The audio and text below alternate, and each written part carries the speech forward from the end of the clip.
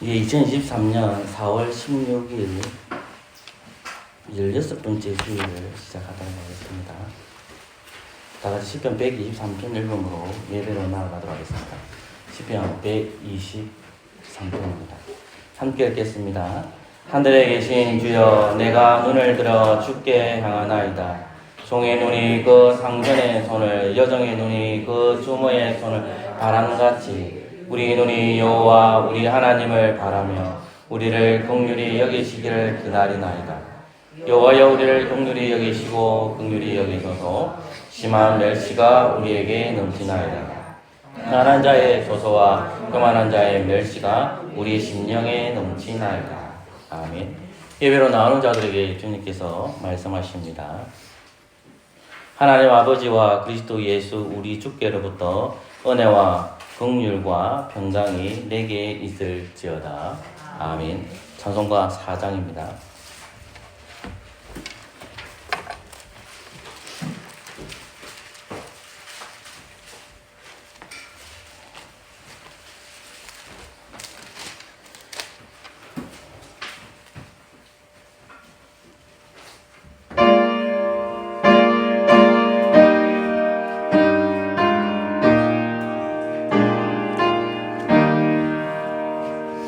성부 성자와 성령 영원히 영광 받으옵소서.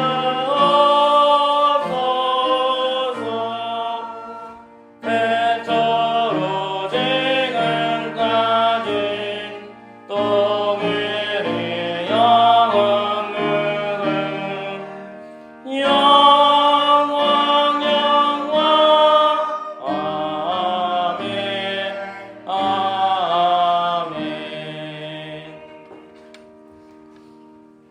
우리의 신앙을 니케아 성경으로 고백합시다.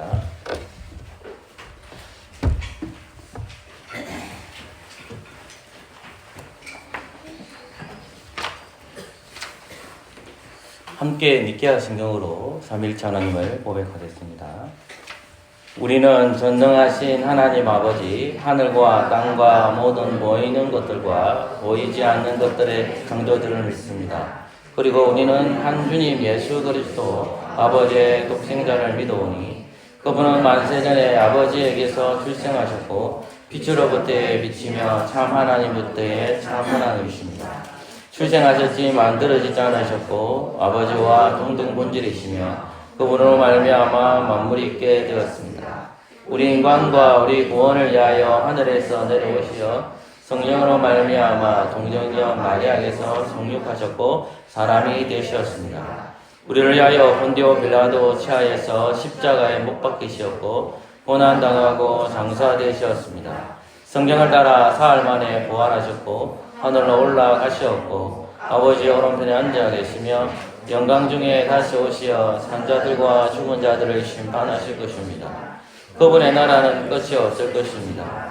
그리고 우리는 주님이시며 생명의 지도자이신 성령을 믿어오니 그분은 아버지와 그리고 아들로부터 나오시며 아버지와 아들과 함께 경배와 영광을 받으시는 분이며 선지자들을 통하여 말씀하셨습니다. 우리는 하나의 거룩하고 사도적인 공교회를 믿습니다. 우리는 사대를 얻게 하는 하나의 세례를 고백합니다. 우리는 죽은 자들의 부활과 내세의 생명을 대망합니다. 아멘. 은약의 말씀 신명기 5장 6절에서 21절까지입니다. 예배 길잡이 참고하셔도 괜찮습니다. 구약성경 신명기 5장 6절에서 21절까지입니다.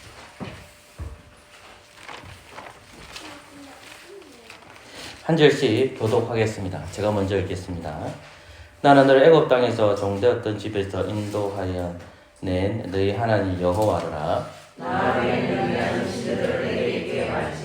너는 자기를 위하여 새긴 우상을 만들지 말고 이로 하늘에 있는 것이나 아래로 땅에 있는 것이나 땅 위 물속에 있는 것에 아무 형상이든지 만들지 말며 그것들에게 절하지 말며 그것들을 섬기지 말라.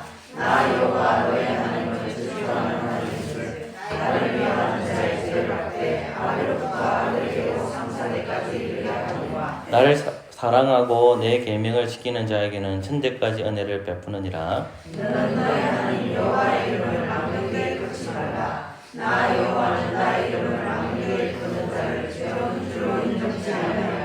여호와 너희 하나님이 내게 명한 대로 안식일을 지켜 거룩하게 하라. 엿새 동안에 있어 내 모든 일을 행할 것이라. 제7일은 너희 하나님 여호와의 안식인즉 너나 내 아들이나 내 딸이나 내 남종이나 내 여종이나 내 소나 내 낙이나 내 모든 육축이나 내 문 안에 요하는 객이라도 아무 일도 하지 말고 내 남종이나 내 여종으로 너같이 안식하게 할지니라. 너는 기억하라. 내가 애굽 땅에서 종이되었더니 너희 하나님 여호와가 강한 손과 병발로 너를 거기서 인도하여 내었나니 그러므로 너희 하나님 여호와가 너를 명하여 안식일을 지키라 하느니라. 너는 너희 하나님 여호와의 명한 대로 내 부모를 공경하라. 그리하면 너희 하나님 여호와가 내게 준 땅에서 내가 생명이 길고 복을 누리리라. 잔인하지 말지니라. 가늠하지도 말지니라. 도둑질하지도 말지니라. 내 이웃에 대하여 거짓 증거하지도 말지니라. 내 이웃의 아내를 탐내지도 말지니라. 내 이웃의 집이나 그의 밭이나 그의 남종이나 그의 여종이나 그의 소나 그의 남이나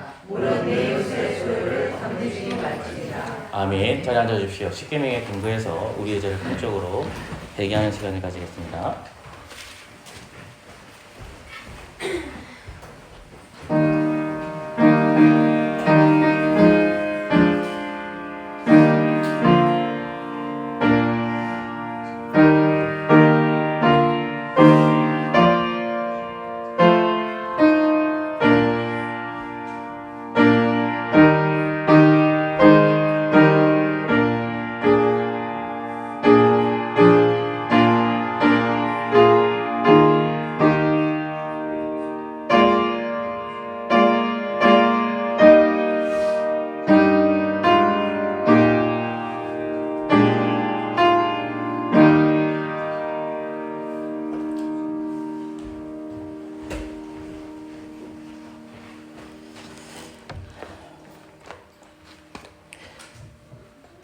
회개하는 자에게 주님께서는 사죄를 선포하십니다.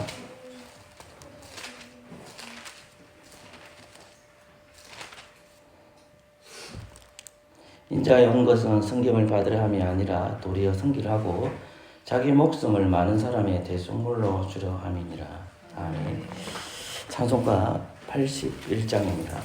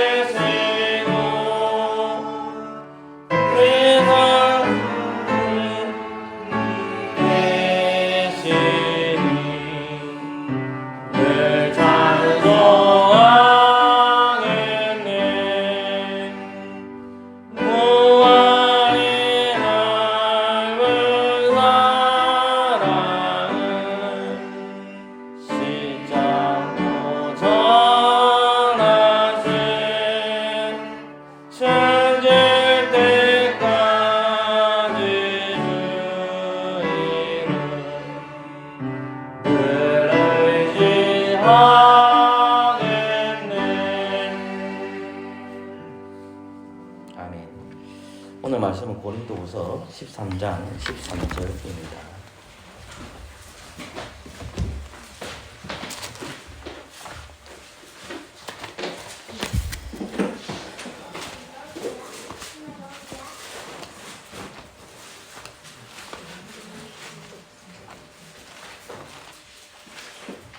예, 고린도후서 13장 13절입니다. 제가 읽어드리겠습니다. 주 예수 그리스도의 은혜와 하나님의 사랑과 성령의 교통하심이 너희 무리와 함께 있을지어다. 아멘. 기도하겠습니다. 조신 하나님, 오늘 예배를 통하여 교제가 무엇인지를 배우게 해주시고 삼일체 하나님에 대해서 잘 확인해서 이 교제의 회복이 삼일체 하나님을 통해서 이루어진 것을 잘 깨달아 교제가 풍성한 교회 되게 해주시고 한 사람도 이 예배에 제외되지 않도록 성령님께 인도해 주시고 말씀의 귀를 기울이시도록 하나님 역사해 주옵소서. 예수 그리스도 이름으로 기도합니다. 아멘. 오늘 본문 말씀은 고린도후서 13장 13절입니다. 오늘도 동일하게 저는 주제 설교를 하려고 합니다. 고린도후서 13장을 정확하게 본문으로 해석하는 것이 아니라 한 주제를 포커스로 맞춰서 설교를 전하려고 합니다. 저는 첫 번째 4주 동안 전하는 것이 말씀을 가르쳤습니다. 왜 말씀이 중요한지를 4주를 거쳐서 여러분들에게 가르쳤고 오늘은 그 말씀 안에서 우리가 누려야 될 것이 뭐냐 했을 때 교제라는 것입니다. 많은 사람들은 교회 가면 교제가 풍성하게 있어야 된다라고 합니다. 단적인 예를 들어보면 이 교제라는 것은 우리가 1960년대, 1980년대, 1990년대에 신앙생활한 것과 2023년에 신앙생활하는 저희들이 신앙생활하는 것은 상당히 차이가 있습니다. 이전에는 1970년대, 1960년대 제가 신앙생활을 하지 않고 태어나지도 않았지만 책이나 또 신앙의 성대를 통해서 이야기를 들으면 성도의 교제가 풍성했습니다. 제가 말하는 것은 예배의 교제가 아니라 성도의 교제입니다. 그 성도의 교제는 뭔가 일을 할 때 함께 모여서 일을 하는 것이 대부분 다 모였습니다. 왜냐하면 우리나라가 그만큼 개발도상국이었고 선진국의 반열에 들어가지 않았으므로 이 자본주의 시스템 안에서 잘 사는 사람과 못 사는 사람들 그렇게 구분되지 않았습니다. 대부분의 사람들이 살았기 때문에 대부분의 사람들 시간이 많이 있었겠죠.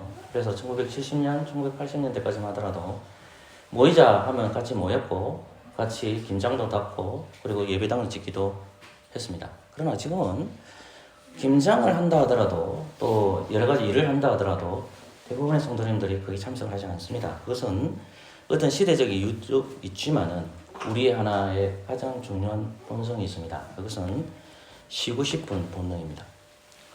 교제라는 것은 성령 하나님을 통해서 이루어져야 되는데 대부분의 이런 모습 가운데 속에서 그 교제의 단절성이 일어납니다.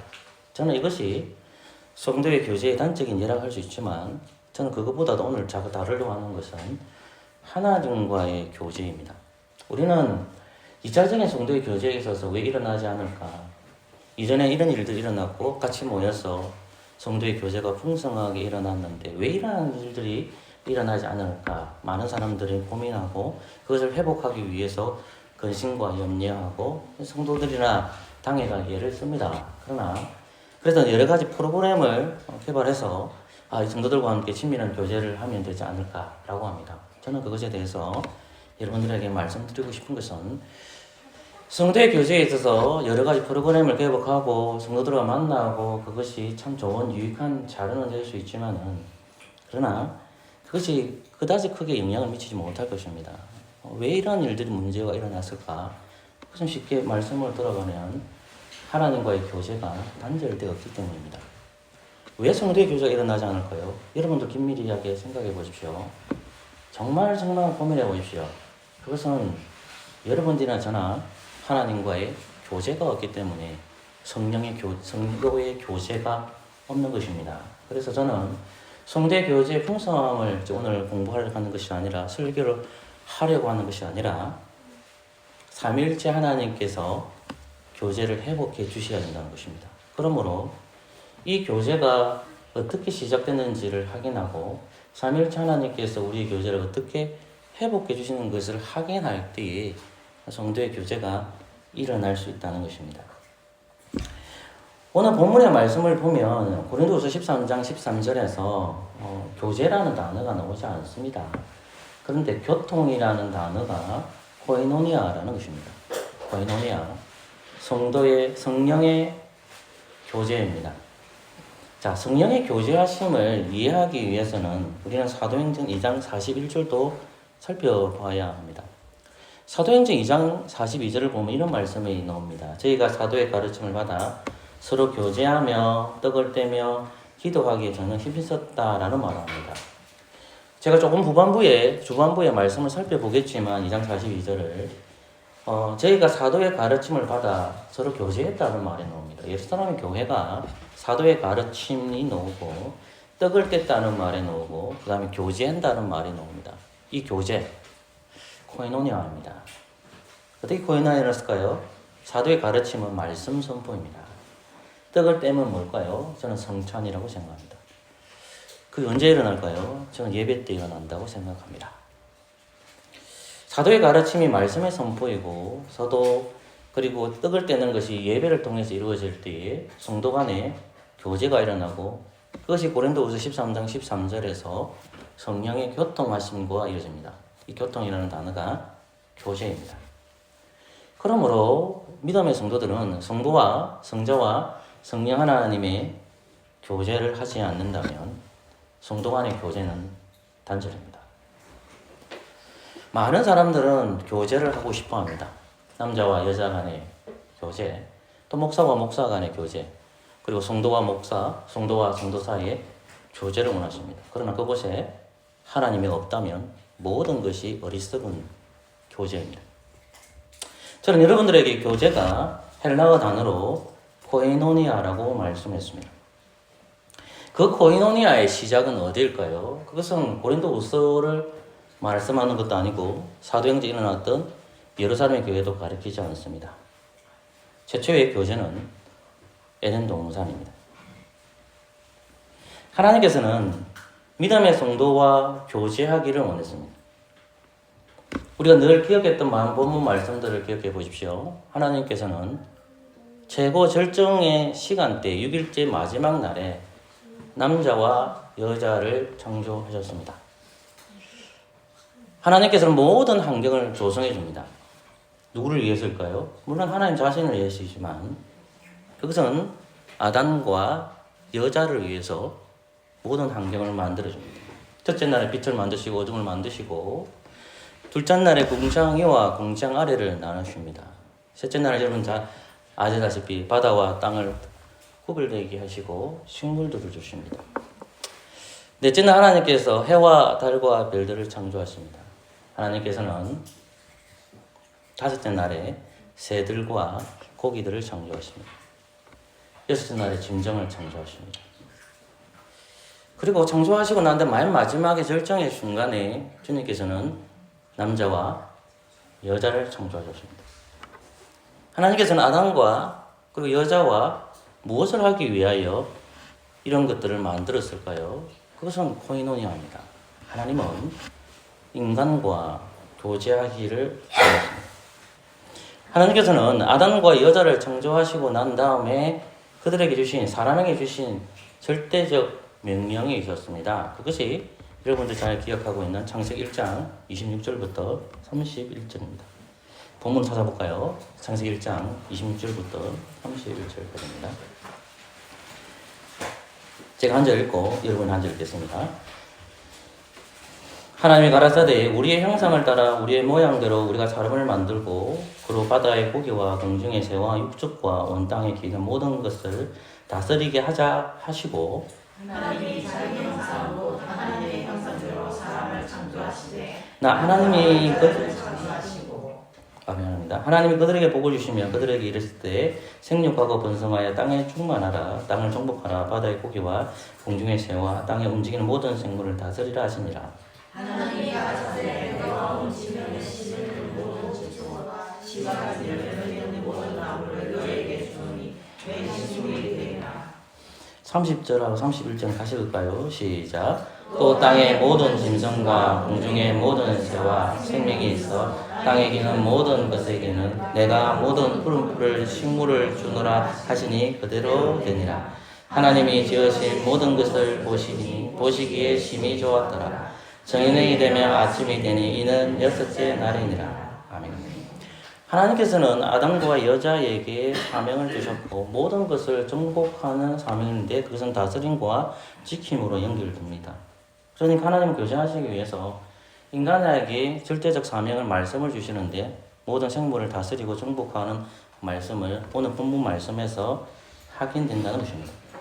그러므로 하나님께서 교제의 대상을 해와 달과 별들과 동물들과 식물들과 바다와가 아니라 하나님의 교제의 대상은 누굴까요? 하나님의 코인의 대상은 대하고 싶은 대상은 다름 아닌 사람이었습니다. 하나님은 아담을 창조하셨다는 내용이 창세기 2장에 나옵니다. 우리가 창세기 2장 읽어보면 참 오묘한 진리들이 많이 숨겨져 있습니다. 저는 창세기 2장을 진짜 수천 번 읽은 것 같습니다. 그 정도로 많이 읽었다는 말입니다. 그럼에도 볼 때마다 새로운 것이 느껴집니다. 하나님께서는 모든 것을 만드시고 난 다음에 창세기 2장에서 6일 동안 만드신 순서를 언급하고 있는데 남자를 먼저 만드시고 에덴 동산을 창설하시고 그 다음에 여자를 만드시는 내용이 창세기 2장에 언급되고 있습니다. 하나님께서는 흙으로 사람을 지으시는데 그 코에다가 생기를 불어넣으십니다. 흙으로 사람을 지으시는데 생기를 넣으셨죠. 여러분 창세기 1장에서 6일째 정도 되는 짐승들을 보십시오. 흙으로 짓습니다. 그러나 짐승들에게는 생기를 불어넣지 않습니다. 근데 다시 말씀드리는데 짐승은 사람 위에 올라갈 수 없습니다. 짐승한테 옷을 입히고 이런 것들은 이해는 되는데 사람 취급을 하면 안 됩니다. 그러니까 이기의식을 저도 많이 느끼고 동물들한테 이름을 지어주는 건 상관없지만 제 성을 갖다 붙여서 강연탄하면 전 기분 나쁩니다. 짐승은 짐승의 하나님이 짐승은 사람 위에 올라갈 수가 없습니다. 근데 그럼에도 불구하고 짐승은 먹을 수도 있고 키울 수도 있습니다. 그러니까 짐승과 구별이 됩니다. 하나님은 개, 소, 돼지와 교제를 코이노니아를 하신 것이 아니라 하나님께서는 사람과 교제하시기 원합니다. 그래서 하나님 구별되게 생기를 불어넣으셨는데 그것이 다름 아닌 아담과 여자였습니다. 흙으로 사람을 지으시고 난다. 그러고 나서 하나님께서는 그와 교제하시기 위해서 거룩한 장소를 주시는데 그것이 창세기 2장 8절에 나오는 에덴 동산을 창설했다는 말씀을 언급하고 있습니다. 하나님은 교제하기 위해서 모든 것을 만드시고 그 마지막에 사람을 지으셨는데 그 사람에게 주실 거룩한 장소가 필요한데 그 거룩한 장소는 셋째 날에 창조된 것이 아니라 여섯째 날 따로 구별된 날이 있었습니다. 그날에 에덴 동산을 창설했다라고 합니다. 여러분 2장 8절 말씀을 같이 읽을까요? 시작. 여호와 하나님이 동방의 에덴에 동산을 창설하시고 그 지은 사람을 거기 두시고 아멘. 거기 사람은 아담을 가르칩니다. 하나님은 거룩한 집을 지으셨는데 그 집은 다름 아닌 에덴 동산을 가리킵니다. 자, 하나님은 예배의 장소를 지정하셨습니다. 그것은 다름 아닌 성막이며 성전이었던 그 당대의 성막과 성전이었던 것이 에덴 동산입니다. 그곳에 누구를 집어넣었습니까? 하나님 집에다가 거룩한 백성으로 부르심을 받은 아담을 집어넣은 겁니다. 구별되어야 되기 때문에 무엇을 집어넣었었죠? 생기를 집어넣었었다. 그리고 하나님께서는 말씀하십니다. 누구에게 말할까요? 아담에게 말합니다. 아담에게 무엇을 말을 할까요? 하나님은 그 아담에게 선악과 나무를 먹지 말라고 말씀하십니다. 2장 15절과 17절 말씀을 보십시오. 여호와 하나님이 그 사람을 이끌어 에덴 동산에 두사 그것을 다스리며 지키게 하시고 여호와 하나님이 그 사람에게 명하여 가라사대 동산 각종 나무 실과는 내가 임의로 먹되 선하게 하는 나무 실과는 먹지 마라. 내가 먹는 날에는 정령 죽으리라고 했습니다. 순서가 어떻게 됩니까? 하나님께서 모든 것을 인간과 교제하기 위해서 모든 환경을 조성해 줍니다. 그리고 여섯째 되는 날에 하나님께서는 흙으로 사람을 지으시고 그 코에다가 생기를 불어 넣으셨습니다. 구별된 백성으로 삼으셨습니다. 그와 교제하시기 위해서. 그리고 이 인간을 하나님께서 거룩한 장소를 주시기 위해서 예배의 장소를 만드는데 그것이 에덴 동산입니다. 그리고 하나님께서는 그 사람에게 말씀하십니다. 어디서 다 이루어진 겁니까? 하나님께서는 예배의 현장의 장소에 있는 그 아담에게 말씀하시는 것입니다. 그것이 2장 15절부터 17절 말씀입니다. 하나님이 말씀하셨습니다. 거룩한 백성으로 부르심을 받은 이 아담이 하나님으로부터 지금 말씀을 듣고 있는 것입니다. 말씀의 교제입니다. 말씀의 교제가 이루어지고 있습니다.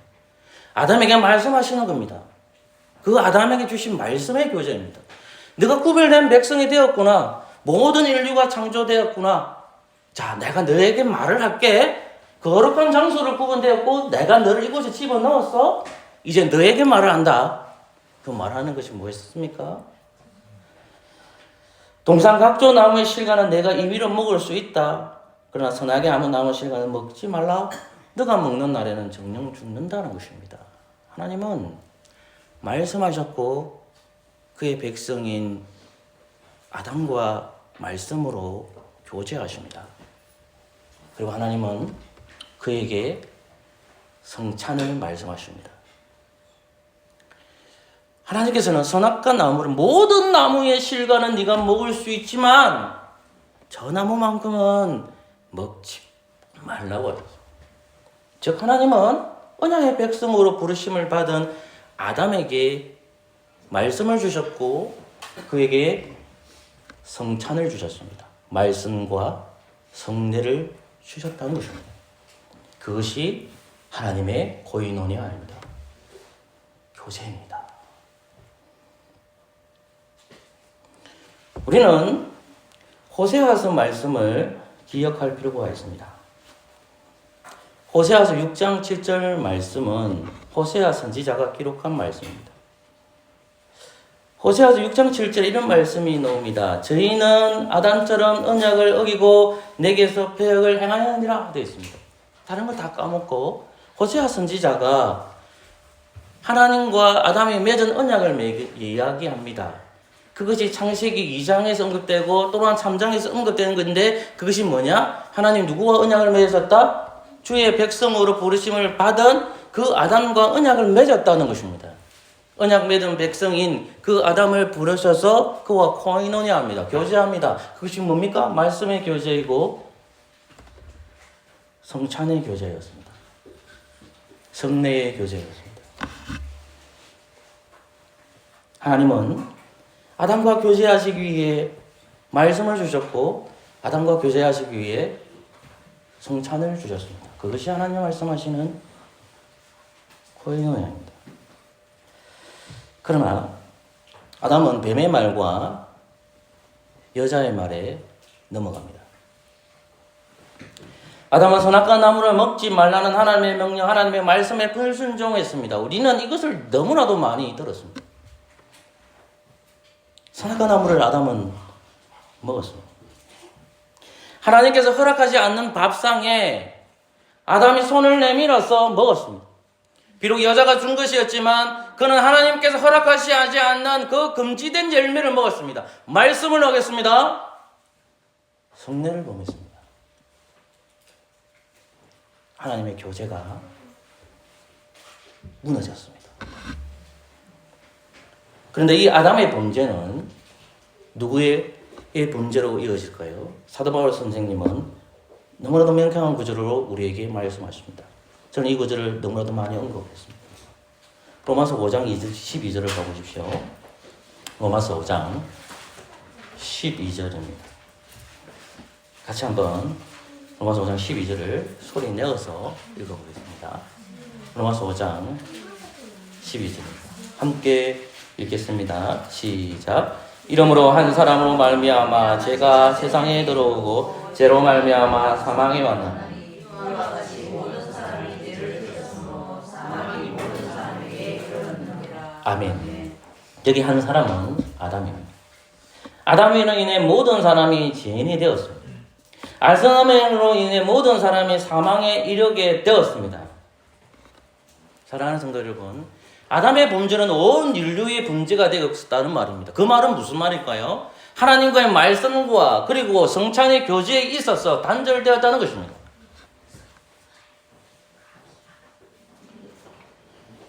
하나님은 이러한 현실 속에 죄인된 아담을 찾아오십니다. 그리고 죄인된 여자도 찾아오십니다. 그들에게 주신 심판의 메시지가 무엇입니까? 그것이 창세기 3장 16절에서 19절입니다. 다시 창세기 3장으로 가보십시오. 창세기 3장 16절과 19절 말씀은 이렇게 됩니다. 또 여자에게 이르시되 내가 내게 잉태하는 고통을 크게 더하리니 너가 수고하고 자식을 낳을 것이며 너는 남편을 사모하고 남편은 너를 다스릴 것이라 하시고 아담에게 이르시되 내가 내 아내의 말을 듣고 내가 너들을 먹지 말라 한 나무 실과를 먹었은즉 땅은 너로 인하여 저주를 받고 너는 정신토록 수고하여 그 소산을 먹으리라. 땅이 내게 가시덤불과 엉겅기를 낼 것이라. 너희 먹을 것을 밭의 채소인즉 내가 얼굴에 땀이 흘러야 식물을 먹고 필그는 흙으로 돌아가리니 그 속에서 내가 치함을 입었습니다. 너는 흙이니 흙으로 돌아갈 것이나 하시니라. 아멘. 창세기 3장 16절부터 16절까지는 하나님께서는 에덴 동산에 임재하셔서 그 아담과 여자와 아담에게 말씀을 통해서 그들을 심판하십니다. 그리고 창세기 3장 22절부터 24절까지도 보시면 하나님의 심판의 내용이 언급되어 있습니다. 여러분 창세기 3장 22절과 24절 말씀을 같이 읽겠습니다. 시작. 여호와 하나님이 가라사대 보라 이 사람이 선악을 아는 일에 우리 중에 하나같이 되었으니 그가 손을 들어 생명나무 실과도 따먹고 영생할 거라 하시고 여호와 하나님이 에덴 동산에서 그 사람을 내어보내어 그의 근본된 토지를 갈게 하시니라. 이같이 하나님이 그 사람을 쫓아내시고 에덴 동산 동편의 거룩들과 두루두는 하영금을 두어 생명의 나무의 길을 지키게 하시니라. 아멘. 하나님은 임재하셔서 아담과 여자에게 말씀을 통해서 심판하십니다. 하나님이 말씀을 통해서 코이노에 하셨고 말씀을 통해서 교제를 하는데 그 교제가 뭐냐? 심판의 내용입니다. 그리고 그 말씀의 내용이 무엇이 있습니까? 너희는 더 이상 이 에덴 동산에서 살 수가 없구나. 왜요? 생명나무를 먹을까 봐. 하나님은 말씀과 성찬이 교제의 순간이지만 동시에 그 교제를 단절해버리는 심판의 방편이기도 합니다. 하나님의 말씀을 통해서 심판하셨고 너희들은 더 이상 이 성찬에 참석할 수 없구나 하면서 그 에덴의 동산에서 쫓아내셨습니다.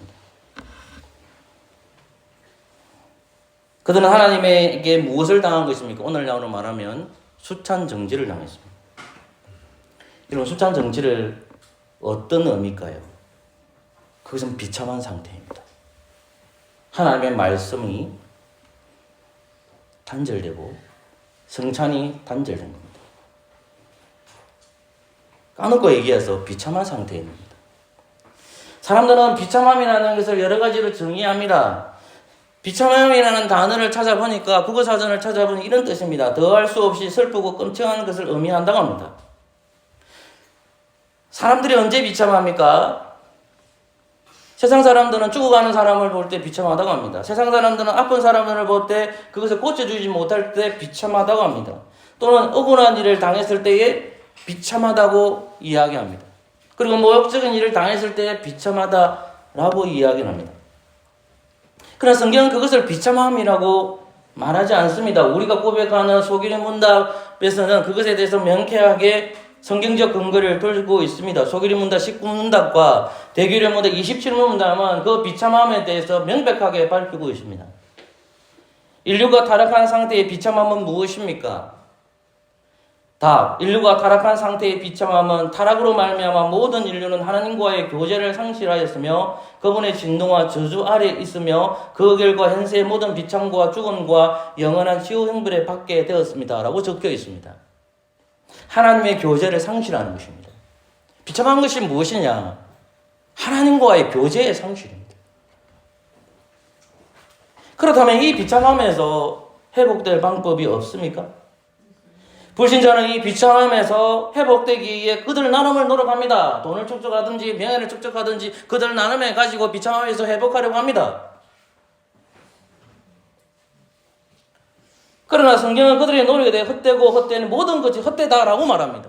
그러나 신자들 가운데 이러한 헛된 것을 찾는 사람들이 우리들 가운데 있지는 않습니까? 하나님께서는 비참한 상태에 있는 아담과 여자에게 회복의 방법을 말씀해 주셨습니다.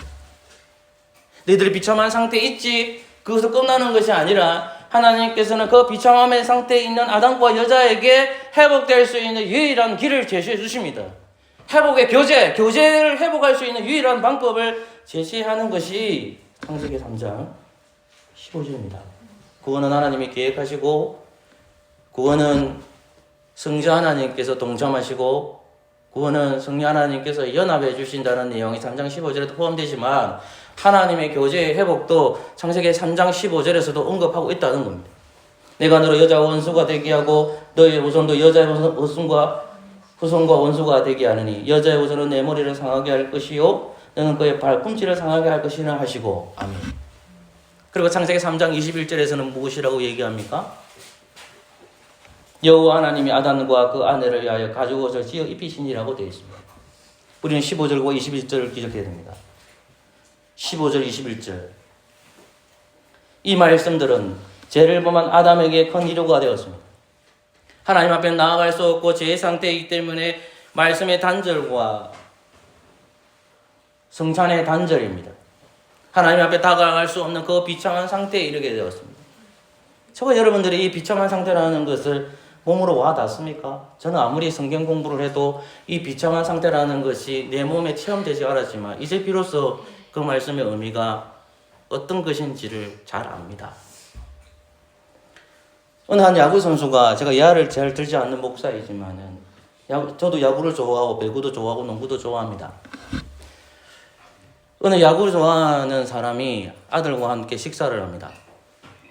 근데 야구 스타 있던 한 사람 이름을 거론하지 않겠지만 그 스타가 식사를 하고 있는 거 보고 그 아이가 자기 아버지보다 더 존경하고 신천을 받아들이는 그 스타가 식당에서 자기와 함께 식사하는 거 보고 막 가슴이 조마조마 가슴이 뛰었습니다. 그래서 그 스타가 식사를 하니까 식사하는 도중에 얘기를 하지 않고 그 스타가 야구 스타가 나가려고 할 때에 그 아버지가 용기를 내어서 아들을 데리고 가서 이렇게 얘기합니다.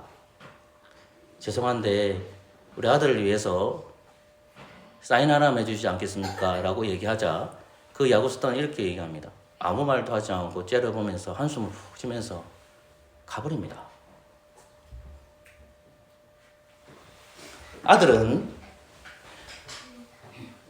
아버지의 모습을 볼 겁니다. 적어도 아이를 낳은 부모라면 그 아이는 이렇게 생각할 수 있습니다. 아버지가 아무것도 할 수 없는 그 상태를 보면서 모멸감을 느끼실 거고 아버지에게 미안한 모멸감을 느끼고 있습니다. 그게 비참함입니다. 근데요, 그거는 세상에서 말하는 비참함이겠죠. 성경에서 말하는 비참함은 그것을 얘기하지 않습니다. 그보다 더 큰 겁니다. 하나님이 말씀하지 않습니다. 하나님은 우리에게 성례를 공급하지 않습니다. 그것이 비참한 상태라고 합니다. 다시 말해서 하나님은 우리와 교제하고 싶지 않다는 것입니다. 그것이 비참한 상태입니다. 그런데 하나님께서는 언약의 백성들을 위해서 말씀하셨습니다. 여자의 후손을 보내줄게. 그 여자가 후손이 태어나서 사탄의 머리를 무너뜨릴 것이라는 그 약속의 말씀과 더불어서 지금 그들에게 가장 필요한 것이 무엇입니까? 가죽옷을 그들에게 입혀 주었습니다. 가죽옷과 여인의 후손을 약속하셨습니다.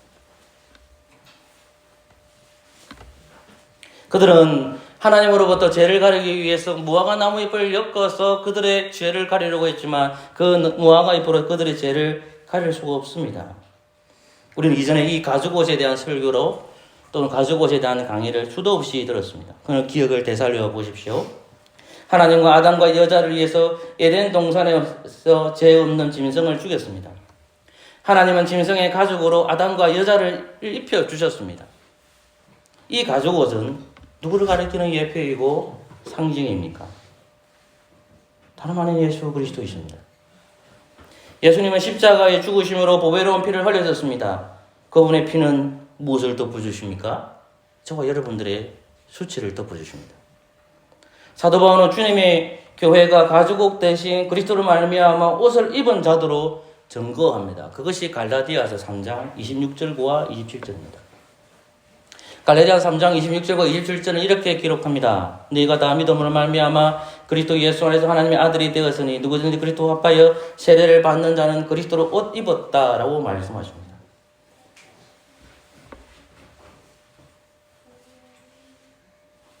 사랑하는 성도 여러분,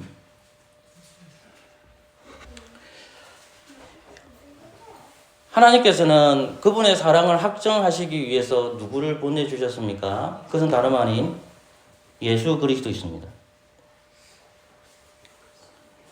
성도는 성님 안에서 그리스도와 연합된 거룩한 무리들입니다. 성도는 성령님을 통해서 거룩한 옷을 입었습니다.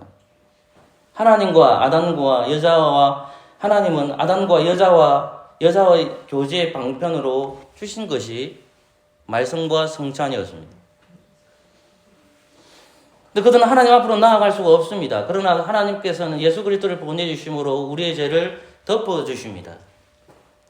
그 결과 우리는 성령님을 통해서 연합됨으로 담대히 하나님을 만날 수 있고 거룩한 성찬으로 나아가게 된 것입니다. 로마서 5장 8절부터 11절은 이렇게 기록합니다. 여러분 로마서 5장 8절을 찾아볼까요? 교제의 회복을 하나님 아버지의 사랑이라고 말씀하십니다. 로마서 5장 8절 말씀을 같이 읽을까요? 같이 읽겠습니다. 시작. 우리가 아직 죄인 되었을 때에 그리스도께서 우리를 위하여 죽으심으로 하나님께서 우리에게 대한 자기의 사랑을 확정하셨느니라. 아멘. 여러분 10절과 11절입니다. 시작. 곧 우리가 원수 되었을 때에 죽으심으로 말미암아 하나님을 더불어 화목되었은즉 화목된 자로서는 더욱 그의 살으심을 인하여 구원을 얻을 것입니다. 11절입니다. 이뿐 아니라 이제 우리로 화목을 얻게 하신 우리 주 예수 그리스도로 말미암아 하나님 안에서 또한 즐거워하느니라. 아멘. 하나님께서는 교제의 회복을 위해서 창세기 3장 15절 말씀과 창세기 3장 21절을 통해서 그리스도를 오심을 통해서 너희들의 교제가 그리스도를 통해서 회복될 것이라는 것입니다. 하나님께서는 그 교제의 회복을 계획하셨습니다. 그리고 그 계획에 동참하시고 성취하시는 분이 누구냐 하실 때에 예수 그리스도이라는 겁니다. 그것이 하나님의 사랑의 확정입니다. 그래서 로마서 5장 8절에서 사도 바울은 이렇게 얘기한 겁니다. 그리스도께서 우리를 죽으심으로 하나님께서 우리에게 대한 자기의 사랑을 확정하셨다는 것입니다. 그리고 10절 말씀에 곧 우리가 원수 되었을 때 그 아들의 죽으심으로 말미암아 하나님을 더불어 화목게 되었은즉 화목된 자로 더욱 그의 살아있음을 구원을 얻을 것이라고 했습니다. 그리고 나서 고린도후서 13장 13절로 이어지는 것입니다. 주 예수 그리스도 은혜와 하나님의 사랑과 성령의 교통하심이 너의 무리와 함께 있을지어다 라고 합니다.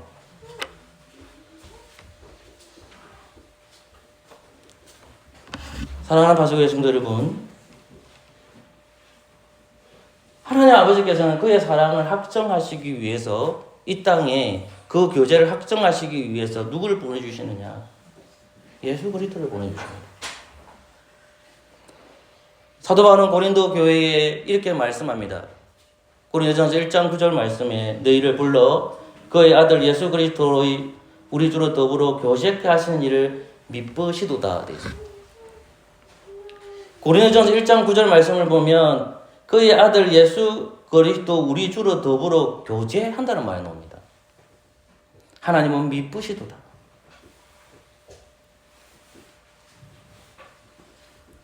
성부 하나님께서 아담이 무너진 교제를, 아담으로부터 무너진 그 교제를 성부 하나님의 계획에서 이루어지는데 그 계획이 창세기 3장 15절과 창세기 3장 20절에 숨겨져 있다면 이제 고린도 교회에게 사도 바울이 말하는 것이 확정되었는데 예수님을 통해서 그것이 드러난다는 것입니다.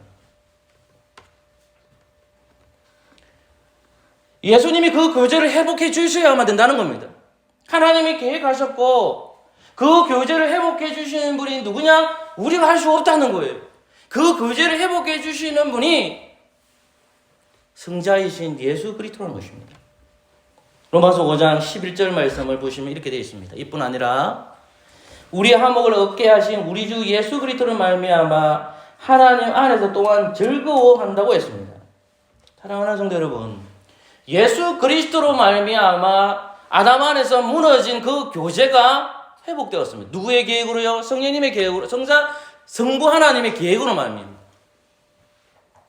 근데 성자 예수 그리스도께서 성자이신 예수 그리스도께서 성부 하나님의 계획에 어떻게 하십니까? 동참하십니다. 그 결과는 우리가 어떻게 됩니까? 하나님과 우리의 관계가 단절되고 비참화되었는데 화목하게 되었다는 것입니다. 누구의 사역으로요? 예수 그리스도의 사역으로 교제가 회복됐다는 것입니다. 그래서 고린도후서 13장 13절에서는 이렇게 되는 겁니다. 주 예수 그리스도의 은혜와 되어 있습니다. 그 다음 뭘까요? 하나님의 사랑 되어 있습니다. 하나님은 우리와 교제하고 싶어서 성부 하나님 우리를 사랑하십니다. 우리를 그의 비참함에서 우리의 비참함에서 해결해 주시기 위해서 하나님 아버지께서는 우리를 사랑하시기 때문에 그 교제를 계획하셨습니다. 그리고 성자이신 그리스도께서는 그 교제에 동참하셨다는 말이 고린도후서 13장 13절 주 예수 그리스도의 은혜와 성부 하나님의 교제의 계획과 성자 예수님의 교제의 동참과 이제 누구의 사역이 남아있을까요? 성령님입니다. 고린도후서 13장 13절은 주 예수 그리스도의 은혜와 하나님의 사랑과 너희 무리와 함께 있을지어다 라고 하지 않습니다. 하나님의 사랑은 성부를 가리킵니다. 주 예수 그리스도의 은혜는 성자 하나님을 가리킵니다. 맨 마지막에 나오는 성령의 교통하심이 나옵니다. 주 예수 그리스도의 은혜와 하나님의 사랑과 성령의 교통하심이 너희 무리와 함께 있을지어다 라고 했습니다. 여기서 성령의 교통하심이 무엇일까요? 그 교통하심이 헬라어로 코이노노입니다. 직역하면 성령의 교제입니다. 성령의 교제입니다. 무슨 말입니까? 성령 하나님께서는 성부의 계획과 성자의 성취하신 일을 우리에게 적용시킵니다. 하나님의 계획이 있습니다. 성자 하나님의 구원에 동참합니다. 그러나 성령님의 사역이 없으면 코이노니아는 일어나지 않습니다. 여러분, 우리는 교제를 해야 됩니다. 성령의 일하심으로 아버지와 아들의 일을 효롭게 만들어 주십니다. 여러분들이 왜 하나님 앞에서 거룩한 삶을 살지 못하는 것은 여러분들이 하나님과의 교제를 하지 않기 때문입니다. 제발 부탁인데 하나님 앞에 핑계를 돌리지 마시고 하사를 여러분들에게 돌리십시오. 인생을 살아보면 그 하살이 자꾸만 남한테 돌리지 마시고 하나님과의 교제에 단절되었기 때문에 불평과 불만이 뒤쳐나오는 것입니다. 아담으로 인해 무너진 교제가 아담으로 인해 무너진 교제가 교제 안에 아담으로 인해 무너진 교제가 끊임없이 인간들은 사람의 공로를 내세워서 회복하려고 합니다. 삼위일체 하나님, 삼위 하나님의 온전한 그 교제 회복으로 들어가야 되는데 교회는 끊임없이 하나님과의 교제는 회복할 생각은 하지 않고 성도의 교제를 생각합니다. 하나님과의 깊은 교제는 생각하지 아니하고 성도의 교제들만 깊이 생각하고 있다는 말씀입니다.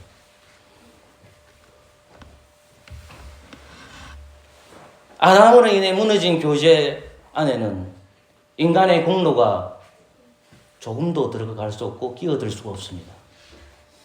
이 교제는 하나님의 사랑이며 값없이 주시는 은혜입니다. 교회는 이 교제를 누려야 합니다. 우리는 이 교제를 누리기에 힘써야 하지만 우리의 공로를 드러내거나 자랑할 수 없습니다. 제발 교제, 온된 교회에 있으면서 목사가 조심해야 될 것, 성도가 조심해야 될 것이 무엇입니까? 자기 공로를 자랑하지 않는 것입니다. 왜냐하면 교제는 하나님께 이루어주셨고 이루어 가기 때문입니다. 많은 사람들은 돈이 있어야 교제하고 이런 것들이 있으면 교제가 이루어진다라고 말씀합니다. 저는 여러분들에게 칼럼을 적었습니다. 목회자들이 찾아와서 성경 공부를 하는데 마산에 있는 모 교회 목사님께서 우리보다도 숫자가 적고 우리보다도 재정이 적은 교회인데 그 목사님은 꼭 올 때마다 무엇을 들고 오더라고요. 첫 번째 들어올 때는 쌀을 들고 왔습니다. 왜 쌀입니까? 물어봤습니다. 그래서 이렇게 얘기합니다. 나이 많으신 집사님이 제 먹으라고 쌀을 들고 왔는데 너무 많아서 목사님하고 나눠 먹고 싶어서 들고 왔습니다. 그리고 또 있다가 또 이번 주 성경 공부하는데 어느 뭐지 후원을 해주시는 것이 보리금빵을 어느 곳에서 후원을 해주는 것 같아요. 그걸 전도용으로 사용하시는 것 같은데 그걸 한 박스를 들고 왔더라고요. 제가 왜 이 말 하는지 압니까? 사람들은 그 모 목사님은 단 한 번도 그걸 가지고 자랑하지 않습니다. 우리는 성도의 교제를 할 때에 자꾸만 나의 공로를 생각합니다. 저 또한 그렇고요. 근데 여러분, 이 교제 안에는 사람의 공로가 조금 더 틈탈 수 없습니다. 오늘 말씀은 길어서 정말 미안합니다. 그렇다면 하나님의 교제에 대되지 않기 위해서는 우리는 무엇을 해야 될까요? 하나님의 교제에 단절되지 않기 위해서는 이 교회는 말씀과 성례의 공동체라는 것입니다. 하나님은 구별된 장소에서 그들에게 말씀을 주셨고 성례를 베푸셨습니다. 아담은 하나님과 말씀과 성례를 깨뜨렸습니다. 하나님은 교제를 무너뜨린 아담과 여자를 말씀과 성례로 심판하셨습니다. 뿐만 하나님은 그 심판에서 회복할 수 있는 말씀과 성례도 주셨습니다. 삼위일체 하나님 앞에서 회복된 교회는 말씀과 성례를 교제하는 것이 성경적 원리입니다.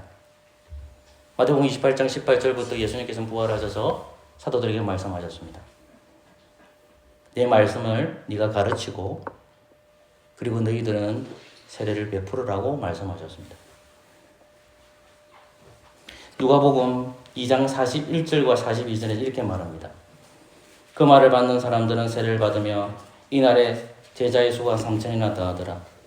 저희가 사도의 가르침을 받아 서로 교제하며 떡을 떼며 기도하기를 전혀 힘썼다라는 말씀이 나옵니다. 여기 사도의 가르침은 저는 말씀으로 봅니다. 떡을 떼면 이것은 저는 성찬으로 봅니다. 근데 가르침을 받아 서로 교제했다는 말이 나옵니다. 코이노니아입니다. 예루살렘이 허황되고 말씀이 충만했다는 것은 그들에게 예배가 있었다는 것입니다. 하나님과의 깊은 교제가 있었습니다. 무엇으로 교제했을까요? 말씀 교제입니다. 무엇으로 교제했을까요? 성례 교제입니다. 저는 성도 여러분들이 가장 귀하게 여기실 때가 언제겠습니까? 말씀 물어볼 때입니다. 설교 말씀을 듣고 제게 돈을 주고 제게 신발을 사주고 옷을 사주는 안 하셔도 됩니다. 그거 원하지도 않고요. 그러나 저는 여러분들에게 원합니다. 말씀의 교제입니다. 말씀의 교제가 없는 그 양반은, 그분들은 하나님의 교제가 있는지 생각해 보세요. 하나님의 교제 안에서는 끊임없이 말씀을 통해서 교제하셔야 됩니다. 사도 바울은 이제 교제의 대상이 누구인지를 밝히고 있습니다. 고린도후서 13장 13절은 주 예수 그리스도의 은혜와 하나님의 사랑과 성령의 교통하심이 너희 무리와 함께 있을지어라고 했습니다. 이 너희 무리라는 말이 나옵니다. 제가 영어로 써서 미안합니다. 다 아는 단어이기 때문에 쓸게요. with you all입니다. 한글 개역 성경은 너희 무리와 함께라고 적혀 있습니다. 이걸 영어로 번역하면 with you all입니다. 번역을 이렇게 할 수도 있습니다. 너희 모두와 함께입니다. 이 너희 모두와 함께에서 어린아이는 제외되지 않습니다. 주 예수 그리스도 은혜와 하나님의 사랑과 성령의 교통하심, 하나님의 말씀과 성찬을 보는 예배에 있어서 또 세례 보는 예배에 있어서 주일학교 학생 어린아이들은 예배에 제외되지 않음을 가르치고 있습니다. 그러므로 온전한 회복은 무엇입니까? 그것은 수직적 관계입니다. 하나님과의 관계가 회복되셔야 됩니다. 그것은 예배를 통해서 이루어집니다. 여러분, 하나님과의 깊은 대화를 나누십시오. 그것은 예배를 통해서 이루어지기 때문에 그 교제를 통해서 하나님을 만나는 그리고 교제가 풍성하게 일어나는 다소교회 되시기를 소망합니다. 아멘. 찬송가 431장입니다.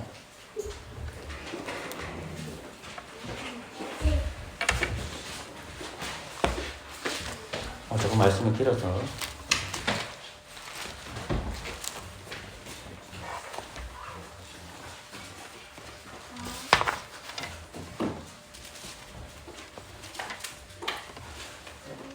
(431장입니다)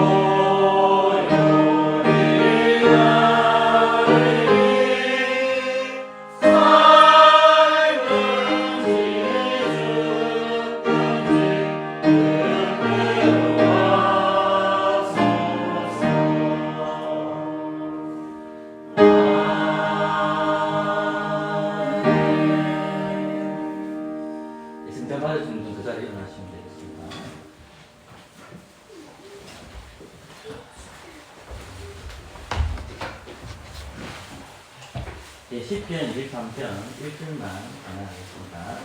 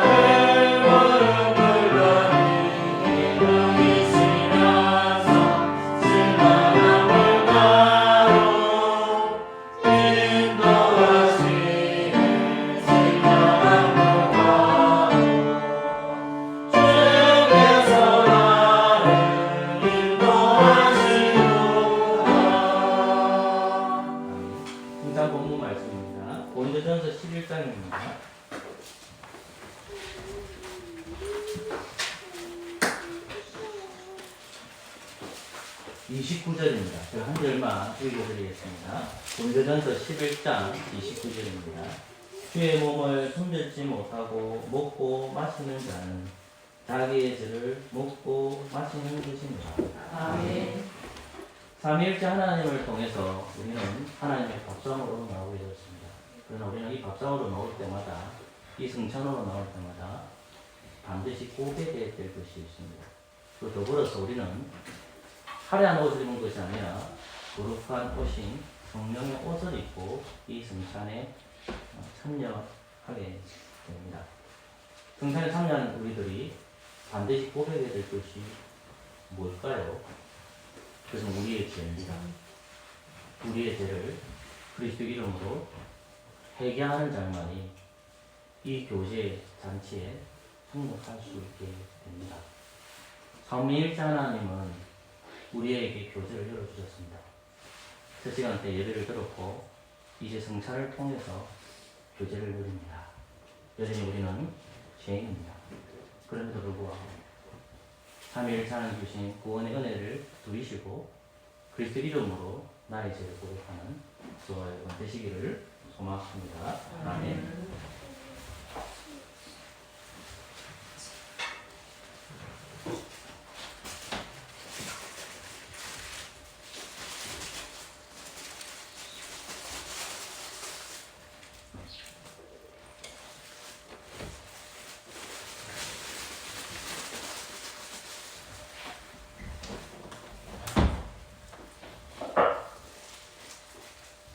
예, 이 떡은 예수님의 몸입니다. 아멘.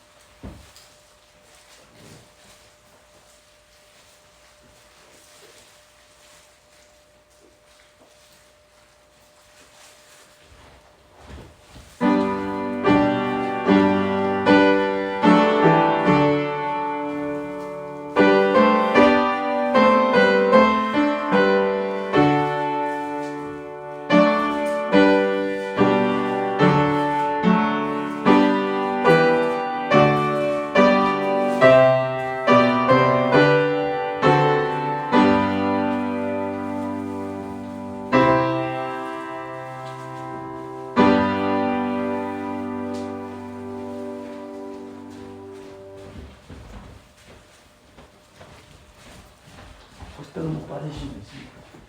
기도하겠습니다. 한떡에 감사합니다. 예수 그리스도 이름으로 기도합니다. 아멘.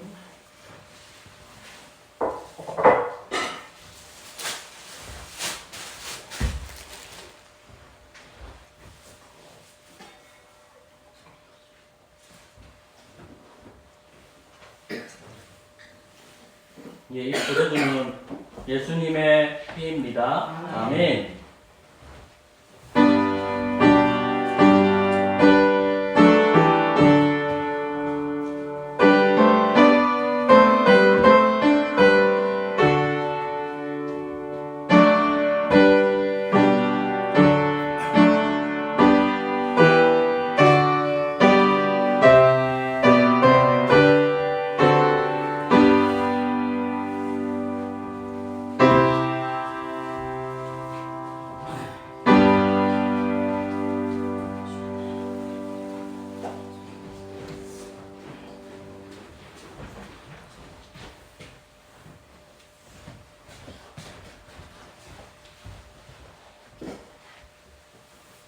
포도주를 못 받으신 분 있습니까?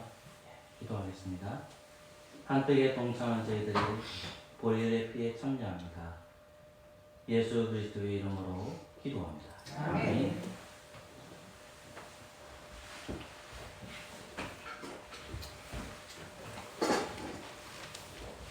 시편 23편 2절과 3절을 부르고 준비하신 구절 좀 하겠습니다.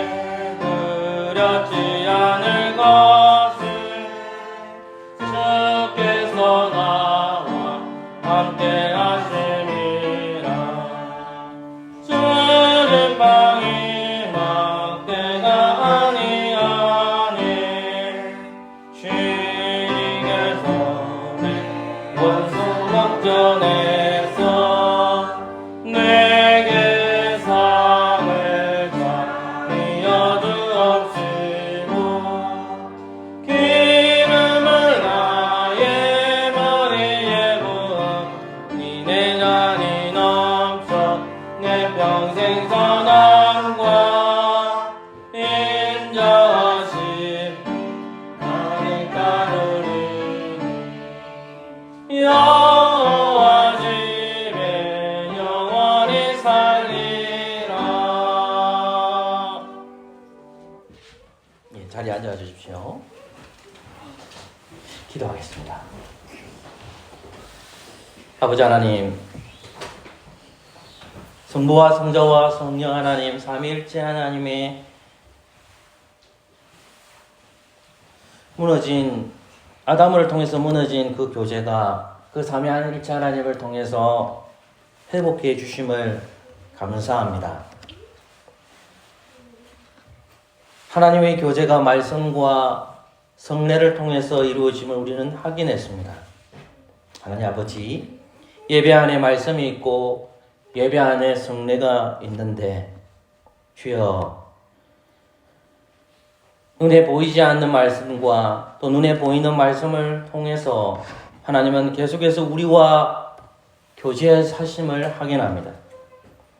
하나님, 이 예배 현장에 말씀을 듣는 것과 또 눈으로 확인하는 그 성례의 말씀에 귀를 기울이게 해주시고 하나님 아버지께서 이루어 놓으신 그 코이노니아의 교제에 동참할 수 있는 은혜를 허락하여 주옵소서. 어린아이로부터 어른에 이르기까지 노인에 이르기까지 이 코이노니아의 이 예배에 죄되지 않도록 인도하여 주시고 말씀과 성례의 교제를 통해서 우리가 세상으로 살아갈 때에 겉들은 이겨낼 수 있는 믿음도 허락하여 주시옵소서. 아직까지 예수 그리스도를 영접하지 못한 분들 계십니다. 아버지 하나님, 이 자리에 참석한 모든 영혼들이 예수 그리스도를 영접하게 해주시고 또 예수 그리스도를 받아들일 수 있는 믿음들을 허락하여 주시고 또 믿음이 더욱더 굳건하게 자랄 수 있도록 은혜 내려 주시옵소서. 우리 손원 선생님과 2번 정도 만나서 하나님 아버지 교제를 합니다.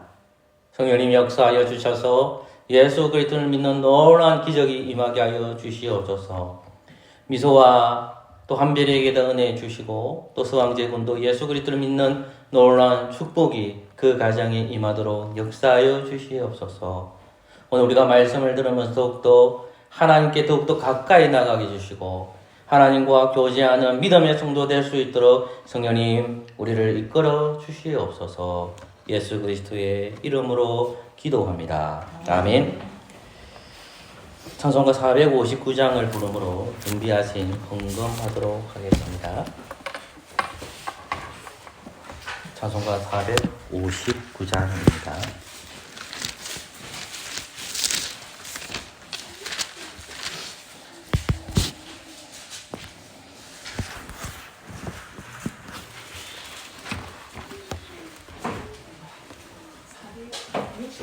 아, 459장입니다. 아, 26장입니까? 다른 찬송입니까? 아, 오케이. 아, 오케이. 제가 잘못 찾거든요. 460장입니다.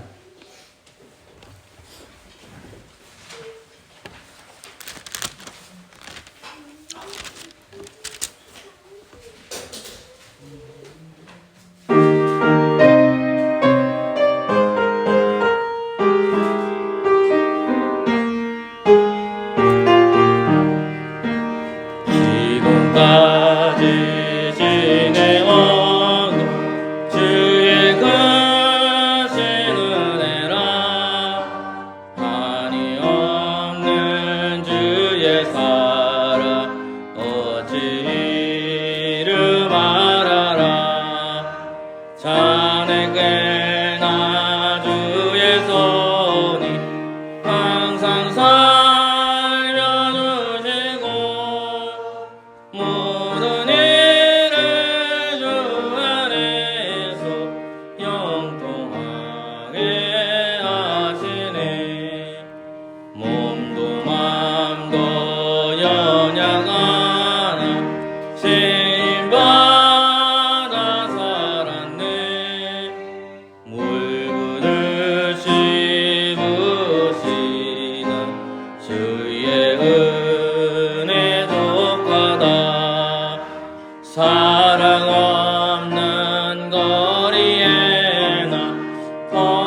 세상 기밀 때 주의 손을 굳게 잡고 찬송하며 가리라.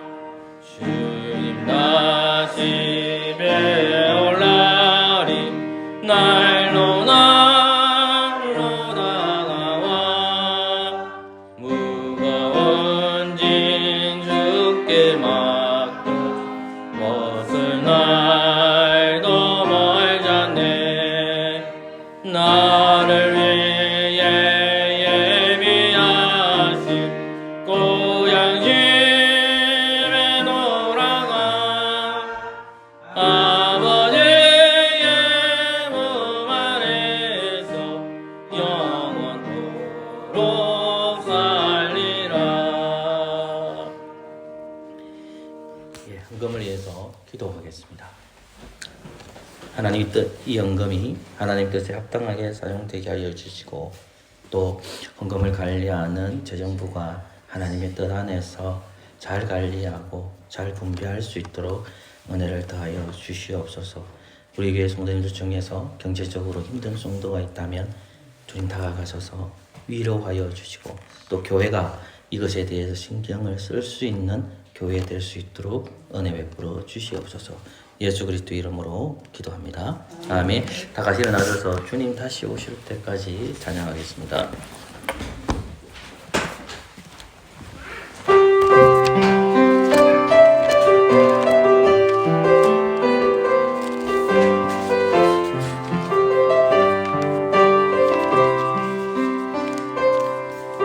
주님 다시 오실 때까지 나는 내 길을 가리라. 좁은 길 나의 십자가 지고 나의 가는 이 길 끝에서 나의 주님을 보리라. 이 영광에 내 주님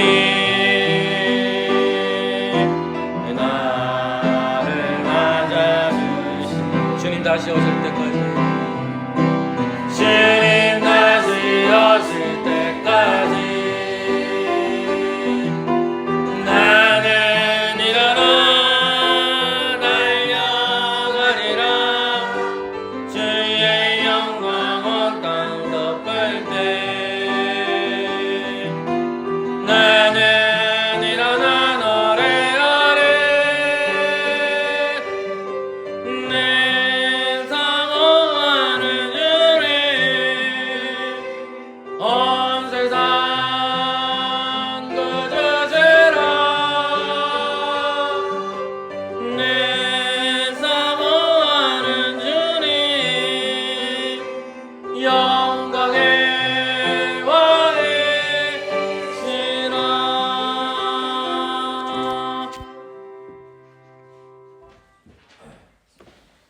주 예수 그리스도의 은혜와 하나님의 사랑과 성령의 교통하심이 내 무리와 함께 있을지어다. 아멘.